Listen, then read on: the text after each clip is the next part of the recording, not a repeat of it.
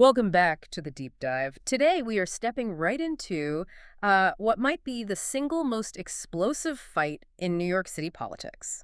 And it's not what you'd think. No, it isn't about crime, it isn't about housing, not even taxes. It's about third grade math. It sounds almost ridiculous when you say it like that, but you're absolutely right. This is the third rail. It's the battle over your child's future and really the definition of fairness. We're talking about the war on gifted and talented education. And I'm using the word war because I've been reading through this stack of sources you sent, PJ Media, City Journal, IBO reports, and the language is just incredibly heated. It really is. It feels like a battle for the soul of the public school system. And the reason we're diving in now is because of the news hook, right? Yeah. This is front and center in the upcoming mayoral race. Exactly. It's become a major dividing line. So let's set the stage. On one side, you have the current mayor, Eric Adams. Right. His administration has actually expanded the gifted and talented program, we'll just call it G&T, into every single school district. Which was a huge shift from his predecessor. Adams is basically saying, we need more of this, not less. Stop fighting over crumbs and bake a bigger pie. But then, on the other side, you've got the challenger, Zohran Mamdani. A democratic socialist. And his pledge is, well, it's pretty radical compared to the status quo. He wants to eliminate the G&T program for kindergartners entirely. Right. Phase it out. He calls it a driver of segregation and wants to push the first screen or test all the way to third grade. So you have Adams saying expand it and Mamdani saying end it, and you have thousands of parents just trapped in the middle. And here's the one-liner that I think really gets at the tension here. When politicians try to fix inequality by killing the ladder to success, are they helping the poor or are they just locking the door? That is the question. And our mission today is to cut through all the political noise. We're going to look at the data on what sources are calling artificial scarcity, and we're going to uncover why removing this kind of learning might actually hurt the very students it claims to protect. Okay, let's unpack this. First, what are we actually talking about? Because gifted and talented, it sounds fancy, but what is it? Is it just smart kids doing extra homework? Not exactly, and this is a really important distinction that gets lost. A lot of schools do something called enrichment. Enrichment. That might mean, doing a fun extra project on dinosaurs. G&T is different. G&T is about acceleration. Acceleration. Okay, what does that look like in practice? It means you move through the curriculum faster. If you're in third grade, but you've already mastered third grade math, you don't just do more third grade math. You do fourth grade math. Do fourth grade math. You move at the speed your brain allows. So clearly, people want this. The demand must be huge. The demand is completely off the charts. And this brings us to the first major point from our sources, the scarcity problem. I was looking at the numbers you sent, and they're kind of heartbreaking. You have something like 28,000 families applying for these programs. Every single year. And do you know how many seats are available in kindergarten? I'm almost afraid to ask.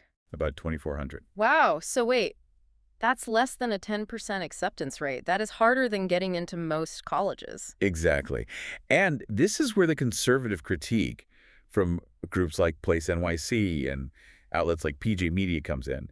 They argue the anger isn't because the program is bad. It's because there are nowhere near enough seats. It's artificial scarcity. They're creating the problem. It's like a bakery that only bakes 10 loaves of bread for 100 hungry people. Right. And then when people get into a fist fight over the bread, the government says, look at this violence. The solution is to stop baking bread. That's a perfect analogy. And Place NYC argues this scarcity fuels resentment. When your school system has over 1 million kids and you only offer this to a tiny fraction, of course people are going to be upset. But the answer isn't to take it away from the few kids who got in. The answer is to create 20,000 more seats. And this isn't just about kindergarten, is it? It's a pipeline. Correct. It's the elementary limb of the tree. These programs feed into selective middle schools, which then feed into the famous specialized high schools. Stuyvesant Bronx science. The Ivy League feeders of the public system. Yeah. If you cut the pipeline at age 5, you're essentially drying up the talent pool that gets to those high schools. So let's talk about the threat. Zohran Mamdani. His plan is to phase out G&T entry at kindergarten because testing 4-year-olds is, in his view, unfair and causes segregation. And, fairness sounds great on the surface. Of course. Who's against fairness? But this is where critics point out what they see as a massive, an elephant in the room. Oh, I think I know where you're going. Is this the do as I say, not as I do angle? Precisely. Let's look at Mamdani's own education. He didn't go to a local zone school. He went to the Bank Street School for Children. An ultra-progressive private school in Manhattan. Do you have any idea what the tuition is there? I'm guessing it's not cheap. It's about $66,000 a year. $66,000. That's more than most people make in a year. Right. And it's not just him. Former Mayor Bill de Blasio, who also tried to kill G&T, well, he sent his own kids to selective gifted middle schools and elite high schools. So let me get this straight. You have a politician who went to a $66,000 a year private school telling a working-class family in Queens that their kid can't have an accelerated public school class because it's unfair. That is the critique coming from places like PJ Media. They call it socialist elitism. It's pulling up the ladder. Exactly. Politicians like Mamdani, they have options. If public schools are mediocre, they can pay for private, but for a low-income family. The G&T program is their only shot. It's their only ticket. It's free. It's merit-based. And the proposal is to take that away in the name of equity. It feels like a slap in the face. It's like saying, we'll make everyone equal by making sure nobody can get ahead except us, of course. And there's an economic reality check here, too. City Journal had a great piece on this. They connected this anti-G&T stance to Mamdani's broader platform. Yeah. Things like rent freezes. How so? Connect those dots for me. How does rent control relate to kindergarten? Well, think about it. It's the same logical fallacy. It ignores supply and demand. If you freeze rents, landlords stop maintaining buildings. The supply of good housing shrinks. Okay. In the same way, killing G&T ignores the demand for rigor. Parents want their kids challenged. So the parents are the market. Exactly. If the public schools refuse to supply that challenge, those parents don't just shrug and give up. They vote with their feet. They leave. They move to the suburbs. They scrape together money for private school. And who gets left behind?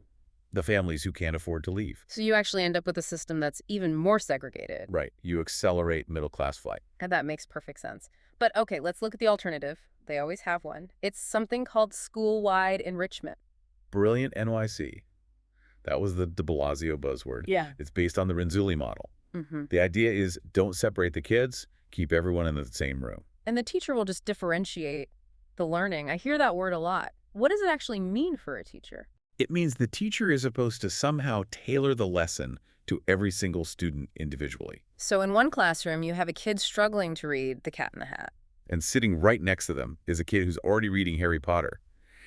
And the one teacher is supposed to challenge both of them at the same time. I mean, on paper, it sounds nice, but does it actually work? Ask any teacher. They will tell you it's impossible.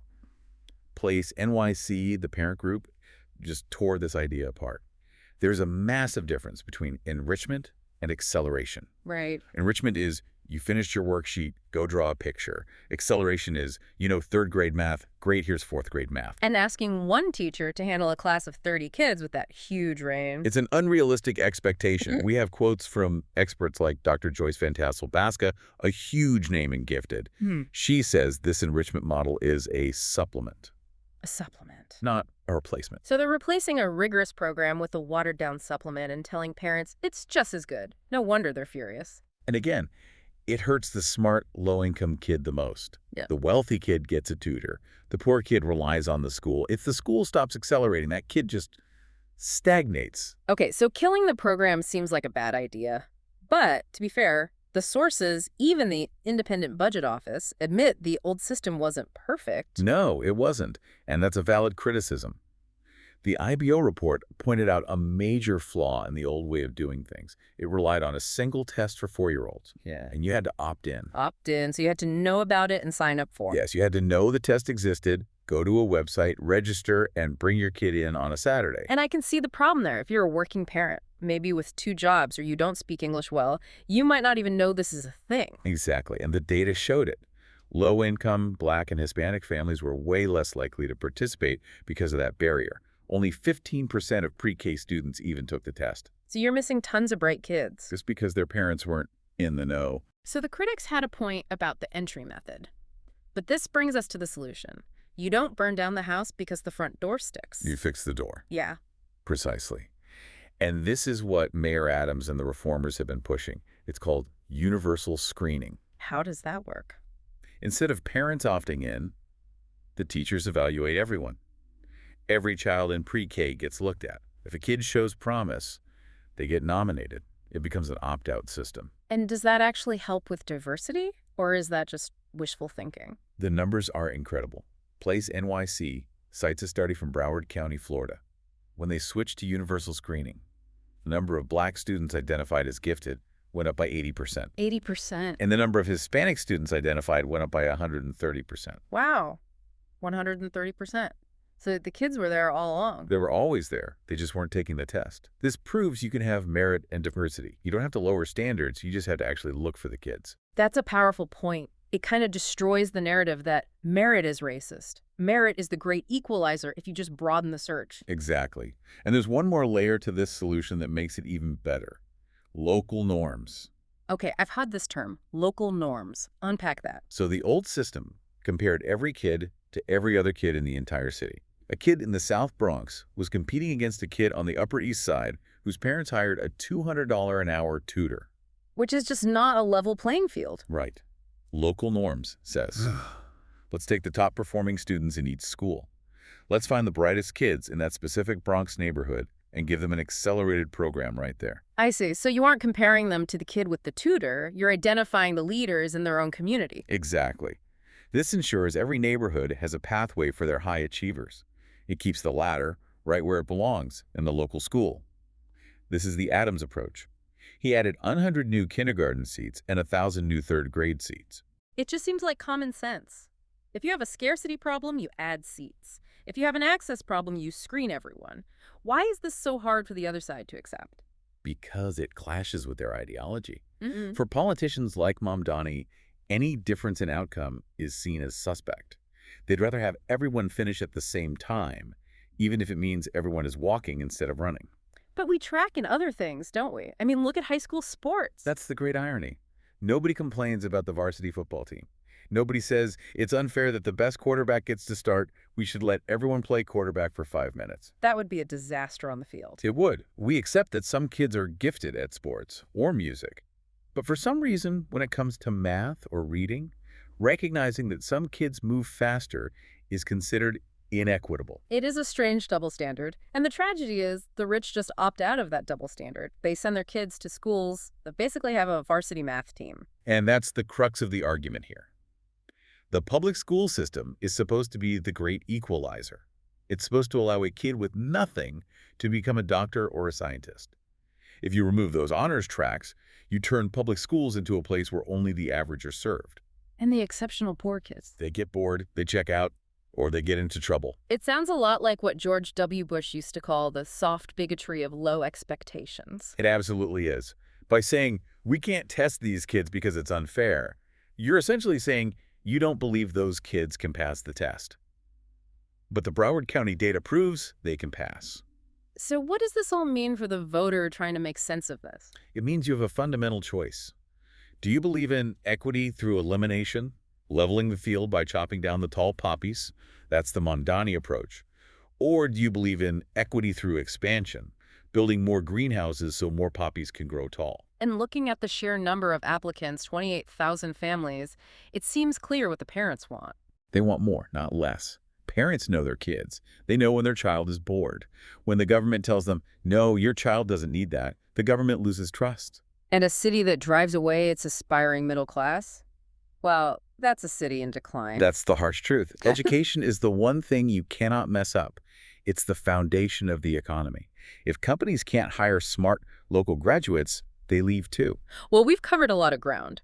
From the $66,000 hypocrisy to the common sense solutions like universal screening, this battle is not going away. No, it is not. So as we wrap up, I want to leave you with one last thought. We talk a lot about segregation. Critics say G&T causes segregation. But think about this. If we eliminate public gifted programs in the name of equity, the wealthy will just buy that education privately. They always have, and they always will. So does ending the program actually end segregation? Or does it just ensure that only the rich are allowed to be gifted? That's the question. Thanks for diving deep with us today. We'll see you next time.